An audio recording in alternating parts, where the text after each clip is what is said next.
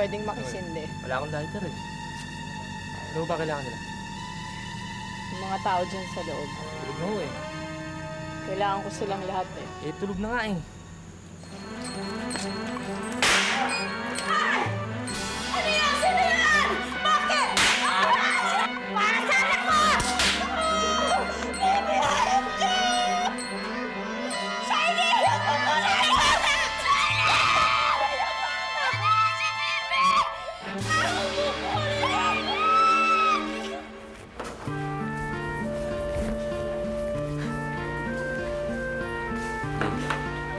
Kumusta na si Rosa Camila? Okay na siya. Mabuti hindi tinamaan ng bala yung atay. Bakit talaga yung baby na yan, oh. Eh, ba't naman dinamay niya pa pati si Charlie? Lukalo na yata ang babae. Kaya nga, kawawa naman yung kapatid. Ang bata pa kung ano yung pinagdadaanan. Tita Alicia.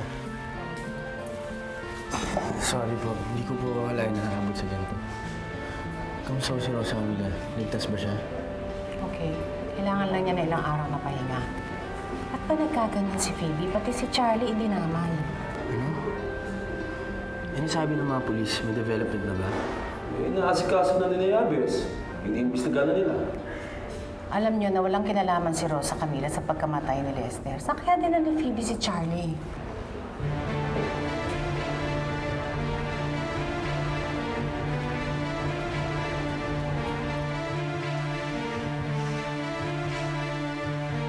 Okay, may kasalanan ng lahat ng to eh. Patay na ang mami mo! Ano bang ikaw ang dapat na mamatay? Ikaw ang dapat na mamatay, hindi ang Lester ko! Dapat ikaw ang patay ngayon! Papatayin kita, hayop ka! Intindihan mo ba yan? Halika. Ay, teka, sandali tayo sa tawag. Istorbo, sandali lang. Hello? O bakit? Siguro daw yung maganda ang balita mo, kung hindi. Shoot out? Ha? Tinangay ni Phoebe ang anak ni Rosa Camila? Buti nga sa kanya. Oo, sige. Gawin mong headline. Thank you. Bye. I have to leave. Ha? Oo, emergency lang. Thank you. Ako punta. Emergency lang. Okay, bye. Thank you.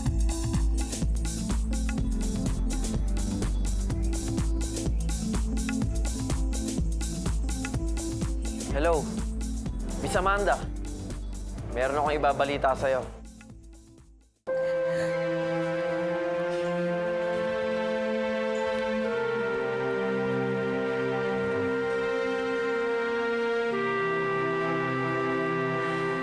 Wala niya po. Tutulong ako sa paghahanap kay Charlie. Malalagpasin nila natin itong pagsubok ito.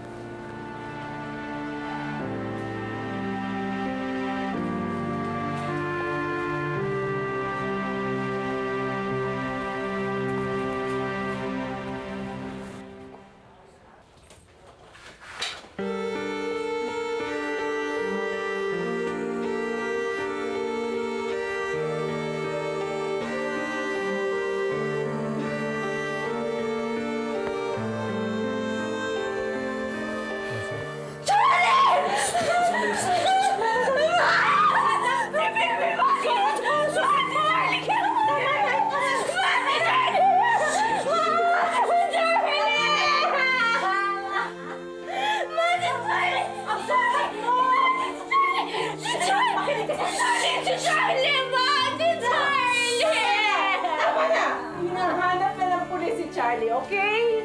Tama na.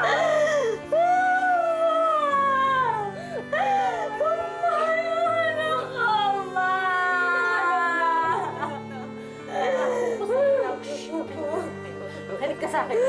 Pangako ko sa'yo, hindi tayo hinto hanggat di natin siya nahanap, okay? Okay, baby? Okay. Mama. Tama na yung sugat mo. Baka bumuka na naman. Naintindihan ko ang damdamin niya. Pero hindi kasalanan ni Charlie at ni Rosa Camila ang nangyari. Wala na siya sa kanyang sarili. Galit na umiiral sa kanya. galit na sanay ng lahat ng to. Ako na sasagot sa lahat ng tanong ng mga press. Although makakasama to doon sa kandituran ni Lola. I'll expect your call in the morning. Nag-station na ako ng mga tao para maghanap sa mga posibleng puntahan ni Bibi. We need your full cooperation. May mga bagay lang kami na dapat malaman, lalo na sa inyong asawa, na dapat mismo sa inyo manggaling. Mr. Valiente, sumama kayo sa amin sa headquarters para malaman natin tuloy kung ano ang latest development. Kasama ako sa lahat ng lakad ni Bukas. At sasagutin ko lahat ng tanong niyo. Para naman to sana ko eh. Kung sa simula pa lang, inireport niya na sa polis, nawawala pa lang si Phoebe, di sana hindi nabaril si Rosa Camila at hindi natangay si Charlie. Noon pa sinabi ko na sa'yo, huwag ka muna mag-file ng annulment. Pabayaan muna nating matapos ang eleksyon. Pero anong ginawa mo? Ginawa mo yung taliwas doon, kaya nagwala ang asawa mo. Kung nakinig ka sa akin nung paman, di sana hindi natin inabot ang ganito. Ang takot niyo, nang dahil sa skandalo, nang dahil sa ambisyon niyo, kaya tayo naputukan. Nadamay pa anak ko. Stop talking to me like that, Carlito. You don't know what you're talking about. Apo ko si Charlie. Hindi ko na naisin na mapahamak ang bata. Pero Lola, Pwede ba wag na kayo magsisihan? Please. Nandiyan dyan yan eh. Di tanggapin na lang natin. Sa Carlito, wag mo na sisihin ang lola mo. Imbes, maghanap tayo ng paraan kung paano natin sasagutin ng media. hindi naman kayo magaling, di ba? Hindi kayo na mag-ayos nun. Hanapin ko anak ko. Carlito,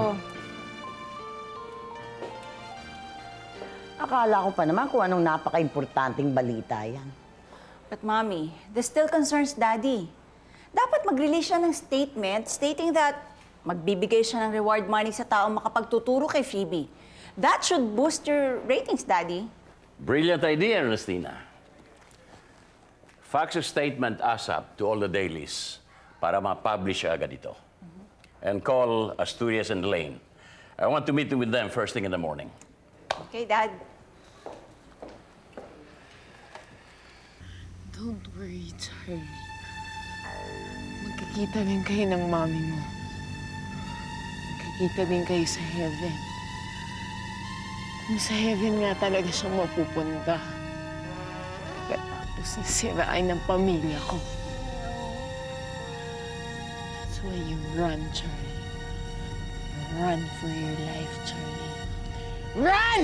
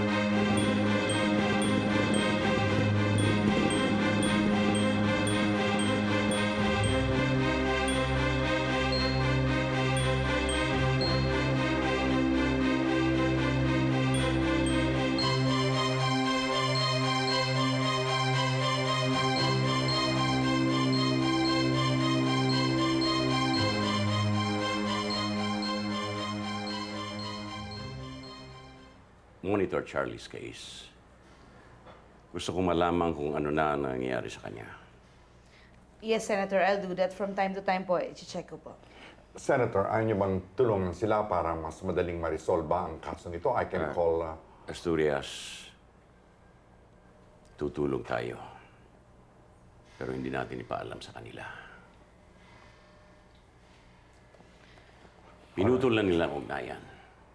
So let's keep it at that. All right, Senator. Elaine, Sir? monitor Charlie's case. Gusto kong malaman kung ano na ang nangyari sa kanya. Sir, time na po pala para uminom ko ng gamot. Kukunin ko lang po kay Ma'am Ilumina. Well, sana malusutan nila ito. I'll pray for them. Well, of course, kaibigan pa rin ang turing ko kay Romina Salgado. Yes. Okay, thank you. Akala nila awang-awa ka sa pamilya Valiente, ha? Ay, nako, bad news everyone. I just spoke to Rial. She might not be able to come home at sabi niya baka doon na daw siya mag-Christmas sa States dahil may sakit pa rin daw ang mami niya hanggang ngayon. I told her she has to come home because we have a series of meetings in Cebu. It's very important. Naka-confirm na kami doon. Well, bakit hindi ako na lang ang pumunta? Para malaman din nila na how involved I am with Tomas' candidacy. Serena, ano naman ang gagawin mo doon? Baka ipahiya mo lang ako doon. Tomas, pwede ba? Tigilan mo na yung pagmamaliit mo sa akin. After all, I've proven my worth. Bahala ka. Amanda, ituloy-tuloy na natin ang pagpapabaksak kay Romina at Leandro. Inumpisahan nila ang sunog, tatapusin natin. We are going to make a big explosion that will kill them all. Okay, Tito Tomas. But just give me some time. I have to check my sources. Mahirap na ang masunog. Well, this calls for a celebration. Mag-start na ako mag-aral, sumayaw sa aking dance instructor para sulit naman ang ibabayad ko sa kanya. At mapapadalas ang parties ko. Well, it's about time you realize that. Ayoko talaga naman sumayaw sa isang pilipit na tuhod eh. Serena, ang pilipit na tuhod na ito ang magdadala sa iyo sa Malacanang. Carlito, ano, nahanap na ba nila si Phoebe? Eh baka naman hindi nila pinagbubutihan yung paghahanap nila. O sige, hintayin ko na lang tawag mo. Oh, nadinig ko sa radyo, magbibigay daw ng reward ang daddy mo sa makapagtuturo kung saan naroon si Phoebe. How convenient for him to say so. Siyempre nakikisakay sa issue, di ba? Pati yung anak ko, ginagamit niya para pampataas ng ratings niya. Oo, sa Camila, malay mo naman baka makatulong. Alam mo, Tito Emil, ang mas maganda niyan, ilabas niyo na lang ako dito dahil ayokong maghintay dito sa wala. Kinausap na ng mami mo ang doktor mo. Kagabi ka pa nga nagpipilit eh. Kaya nga lumabas na tayo dito dahil kaya ko na naman eh.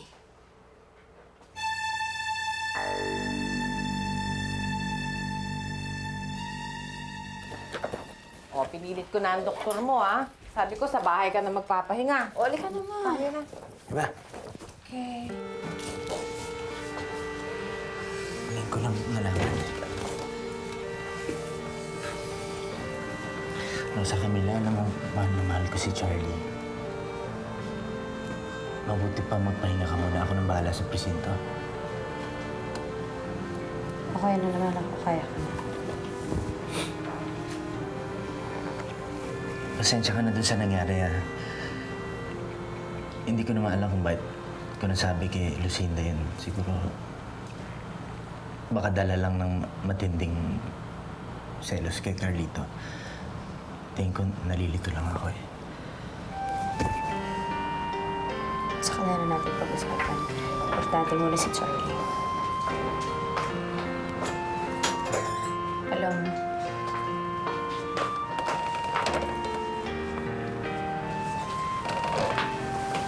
tara na. Tara. Ako na kita. Sige.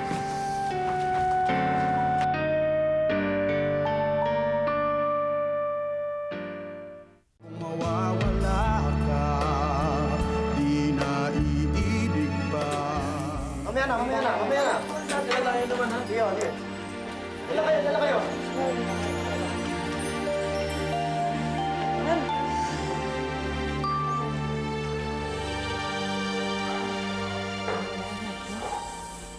Ano kayong sugat ko? Ano, may balita na ba? Wala pa ho, ma'am eh. Pero round the clock po ang mga tao sa pagmamonitor sa area na pwedeng puntahan ni Mrs. Valiente. Alam ko na ito po dyan. Pwede mong tawagin mo na lang si Abes. Siya ang gusto ko makausap. Sige po, ma'am.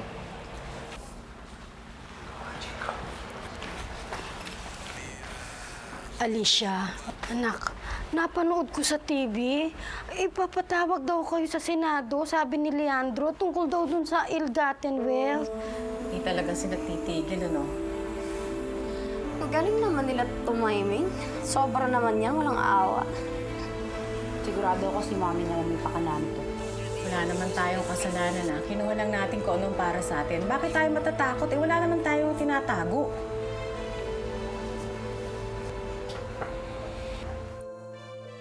Huwag kayong mag-alala.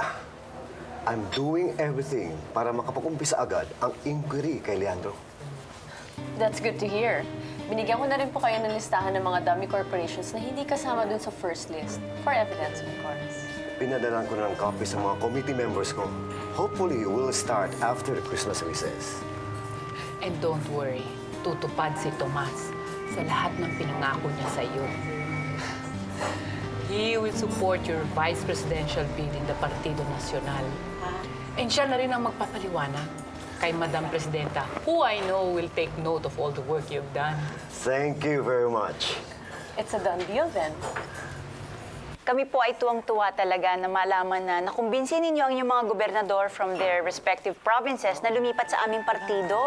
Hayaan nyo at i-arrange ko ang kanilang oath-taking matapos ang kanilang meeting with Daddy. Oh, of course. Kayo pa. Siyempre, yung newspaper ninyo, ano? Oh, don't worry. I'll schedule an interview with the senator. Yes. Thank you so much. Kailangan hindi matuloy ang hearing na yan. Tawagan mo sina Senator Enriquez. Ask them if it's possible for them to come over tomorrow. I'd like to meet with them. Okay, Senator. Ano kaya ang kapalit ng gimmick ni Garces? Alamin mo rin. Okay, we'll do that. Well, sorry for the interruption, gentlemen. Where were we? Nandun po tayo sa planned meetings with the governors from their respective provinces para lang po ma-formalize yung kanilang paglipat sa ating partido. Good, good.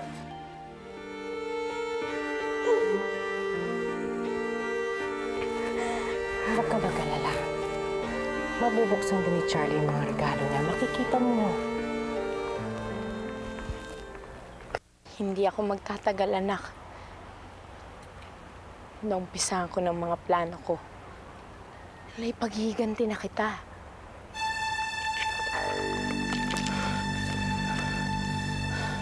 Ang kapal din pala ng bugmumukha mo para marpa kay Lester, no?